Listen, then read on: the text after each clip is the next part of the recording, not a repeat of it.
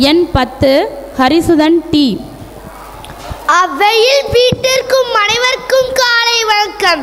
என் பெயர் தா ஹரிசுதன். நான் 2ஆம் வகுப்பு ஆ பிரிவில் படித்து வருகிறேன். நான் எடுத்துக்கொண்ட தலைப்பு அன்னை தெரேசா.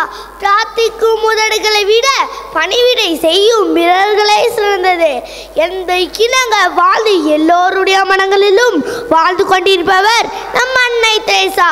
பிறரிடம் காட்டும் பரிவு நம்மை படைத்தவருக்கு செய்யும் உதவியே என்கிறது வேதம். கண்ணீரை துடைக்கும் வீரர்கள், ஆறுதல் தரும் அன்பு, அரவணைக்கும் நேசம், இவற்றை தன் வாழ்க்கையின் உணர்வாக கொண்டு வாழ்ந்தவர். ஏழை எளிய மக்களுக்கு சேவை செய்ததற்காக 1929ஆம் ஆண்டு இந்தியா வந்து மிஸ்டேக்ஸ் ஆஃப் நேஸ் சேரிட்டிஸ் என்ற அறக்கட்டளையை தொடங்கி தொண்டு செய்தார். அன்பு, பாசம், நேசம், கருணை ஆகியவற்றின் மொத்த ஒரு நம் அன்னை தெரேசா. ஒருமுறை ஆதரவற்றோர் அனாதைகளின் நலனுக்காக உதவி கேட்டு ஒரு கடை உரிமையாளரிடம் கையேந்தி நின்றபோது கடை உரிமையாளர் கைகளில் காரி உமிழ்ந்தாராம். நம் அன்னை கைகளை துடைத்துவிட்டு, நான் ஏற்றுக்கொள்கிறேன், இல்லாததற்கு தான் தாருங்கள் என்று மறுபடியும் கையேந்தி நின்றவராம் நம் அன்னை தெரேசா. யாரென்றே அறியாத ஒருவர் அழும்போது காரணமே இல்லாமல் நம் கண்களும் கசியுமாயின் அதுவே மனித நேயம்.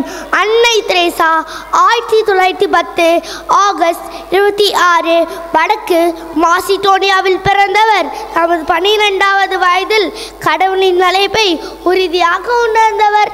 நிறைய முதிர்ந்த நாளிலும் எய்ட்ஸ் நோயால் பாதிக்கப்பட்டவர்கள், பஞ்சம் பட்டினியால் அவதிப்பட்டவர்கள், தொழுநோயாளிகளுக்கெல்லாம் நிறை உதவி செய்த கருணையின் வடிவமே நம் அன்னை.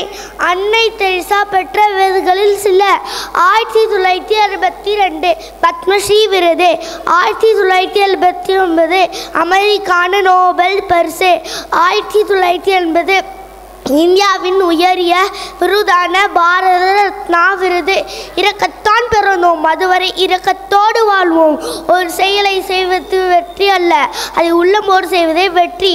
வருவது எதுவாயிலும் புன்னகையுடன் எதிர்கொள்ளுங்கள் கூறிய அன்னை தெரேசா 1997 ஆம் ஆண்டு செப்டம்பர் 5ஆம் நாள் மண்ணை விட்டு மறைந்தார்.